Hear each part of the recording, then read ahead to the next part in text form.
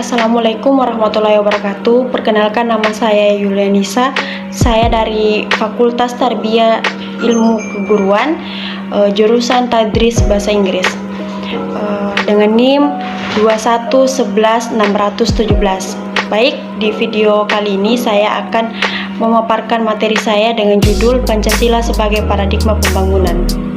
Dalam Pancasila sebagai paradigma pembangunan, di mana kata paradigma berasal dari bahasa Inggris, yaitu paradig, yang berarti model, pola, atau contoh.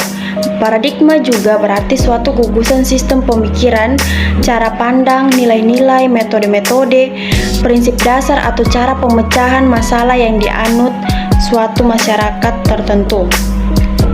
Menurut Thomas S. Kuhn dalam The Structure of Scientific Revolution, yaitu paradigma adalah asumsi-asumsi dasar dan asumsi-asumsi teoritis yang umumnya merupakan suatu sumber nilai, di mana yang merupakan sumber hukum, metode, serta cara penerapan dalam ilmu pengetahuan, sehingga sangat menentukan sifat, ciri, dan karakter ilmu pengetahuan tertentu.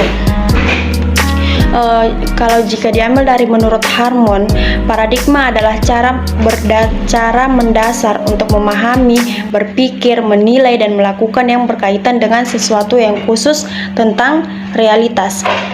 Kalau menurut George Ritzer, yaitu pandangan mendasar ilmuwan tentang apa materi pelajaran harus dipelajari oleh cabang atau disiplin, dan apa aturan yang harus diikuti dalam menafsirkan informasi yang akan dikumpulkan sebagai informasi yang dalam menanggapi isu-isu.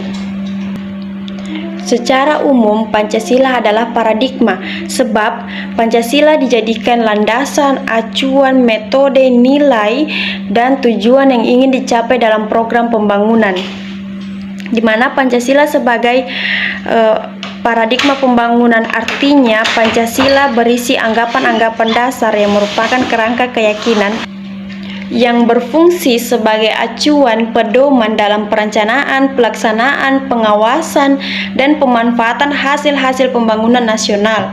Nah, dalam Pancasila sebagai paradigma pembangunan ini, Pancasila sebagai paradigma dijabarkan dalam pembangunan, sehingga proses dan hasil pembangunan sesuai dengan Pancasila ada beberapa hal. Yang pertama, yaitu ada pembangunan tidak boleh bersifat pragmatis. Dan yang kedua, pembangunan tidak boleh bersifat ideologis. Yang ketiga, pembangunan harus menghormati HAM atau hak asasi manusia. Yang keempat, pembangunan dilaksanakan secara demokratis. Dan yang terakhir, yaitu pembangunan diprioritaskan pada penciptaan taraf minimum keadilan sosial. Nah, sebagai paradigma pembangunan, Pancasila juga mempunyai kedudukan. Nah, di dalam kedudukan ini ada 4, yaitu cita-cita bangsa Indonesia. Yang kedua, ada jiwa bangsa. Yang ketiga, ada moral pembangunan. Dan yang keempat atau yang terakhir, yaitu dasar negara Republik Indonesia. Nah, dalam Pancasila juga Pancasila sebagai paradigma pembangunan ekonomi, yaitu secara garis besar terdapat beberapa tipe sistem ekonomi di dunia, yaitu yang pertama ada sosial komunis, yang kedua liberal kapitalis, dan yang ketiga campuran. Nah, dalam liberal kapitalis atau USA and MBA, yang pertama pemilikan faktor produksi oleh individu, yang kedua mekanisme pasar adalah kompetisi, dan yang ketiga pengaruh pemerintah kecil. Nah, kalau yang kedua tentang sosialis komunis atau dari Cina, yaitu pemilikan faktor produksi secara bersama, pengaruh pemerintah yang kuat, dan perencanaan dari pusat. Dan yang ketiga campuran, di mana campuran ini berasal dari negara-negara yang berkembang atau emergency marketing, yang seperti Indonesia atau Malaysia. Yang pertama dia yaitu pemilikan faktor produksi oleh individu tetapi bersifat sosial, dan yang kedua ada terdapat campur tangan pemerintah. Nah, Dalam sistem ekonomi Pancasila juga akan menggunakan mekanisme pasar sebagai isyarat tentang kebutuhan masyarakat. Kalau yang kedua, ekonomi rakyat harus diorganisasikan dalam wadah koperasi agar dapat menjadi tulang punggung perekonomian bangsa Indonesia atau perekonomian nasional. Nah, yang ketiga yaitu ekonomi yang menyangkut kepentingan negara dan hajat hidup orang banyak, di mana dalam pemerintah juga akan memandang perlu untuk campur tangan masyarakat atau pemerintah. Nah, maksud saya campur tangan dari pemerintah.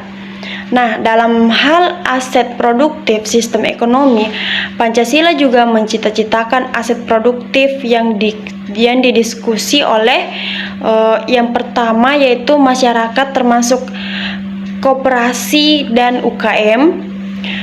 Yang kedua, negara, di mana di negara ini memiliki bidang usaha yang penting untuk negara dan menyangkut hajat hidup orang banyak. Dan yang terakhir ada swasta.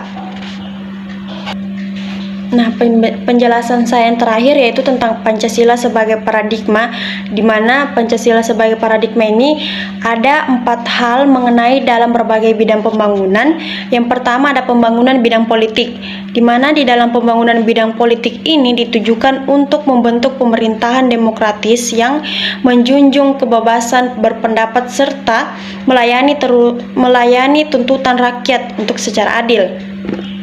Nah, selain secara adil itu ada terbuka, jujur, dan akuntabel. Dalam hal ini, Pancasila memberikan dasar-dasar moralitas politik negara yang berdasarkan ketuhanan yang Maha Esa dan kemanusiaan yang adil dan beradab. Nah, yang kedua ada pembangunan bidang ekonomi, di mana di pembangunan bidang ekonomi ini, dalam pembangunan ekonomi, pemerintah harus berlandaskan Pancasila, terutama pada sila kelima, yaitu keadilan sosial bagi seluruh rakyat Indonesia. Dalam ekonomi, kerakyatan kebijakan ekonomi harus ditujukan sebesar-besarnya untuk memakmurkan rakyat. Selain itu, pembangunan ekonomi harus berdasarkan moralitas kemanusiaan dan ketuhanan. Nah, di bagian yang ketiga yaitu Pancasila sebagai paradigma pembangunan sosial budaya, di mana dalam pembangunan sosial budaya ini kita harus mampu meningkatkan harkat dan martabat manusia, yaitu menjadi manusia yang berbudaya dan beradab. Kemudian berdasarkan sila Persatuan Indonesia, pembangunan sosial budaya yang dikembangkan atas dasar penghargaan terhadap budaya-budaya yang beragam di Nusantara. Nah, yang terakhir ada pembangunan sebagai paradigma hukum, yaitu salah satu tujuannya negara Indonesia adalah melindungi segenap bangsa Indonesia dan seluruh tumpah darah Indonesia.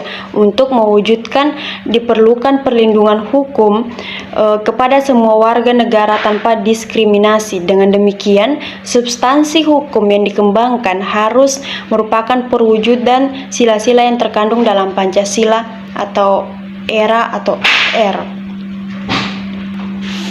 Baik, itulah tadi pemaparan materi dari saya. Kurang dan lebihnya saya mohon maaf. Saya tutup dengan hamdalah, alhamdulillahirobbilalamin. Wassalamualaikum warahmatullahi wabarakatuh.